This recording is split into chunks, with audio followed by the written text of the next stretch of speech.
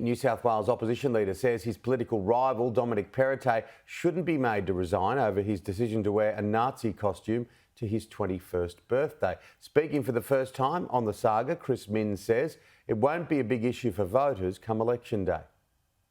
Doing his best to offload a political football, the Labor leader appeared sympathetic to Dominic Perrottet's 2003 costume faux pas. My view is pretty straightforward.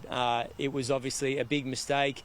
He's made an apology. I thought that the apology was sincere. Taking the heat out of the Premier's decision to dress as a Nazi at his 21st birthday party, insisting it won't be an issue that matters to voters in just over 2 months' time. I don't think it'll have a big impact on the New South Wales election on March the 25th. There are many other issues to speak about and debate as we get closer to polling day, whether it's the cost of living crisis, whether it's getting youth more engaged in sport and off the couches. Chris Minns opted not to politicise the topic, taking 2 days to hold a media conference. It's now been revealed the Premier offered to take the costume off when talking to a Jewish friend. We weren't inclined to change our political diary because of, I guess, internal fighting inside the Liberal Party. The Sports Minister is insisting the Premier has his party's full support. Dominic Perrottet is an incredibly great leader and a very good Premier.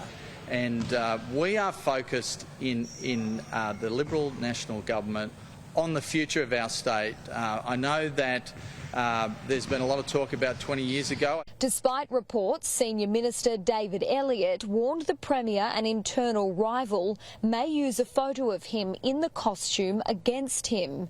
There have been internal disagreements over pre-selections and gambling reform. They seem hell-bent on destroying each other's political careers, and I think that is an issue for the voters of New South Wales. I mean, if they can't get united in the run-up to an election campaign, what hope have they got at being united if they win the election next year? Labor are trying to talk this up, but I don't believe it's real. The Prime Minister has weighed in. I have observed, I've been in Papua New Guinea, but obviously I have observed his statements.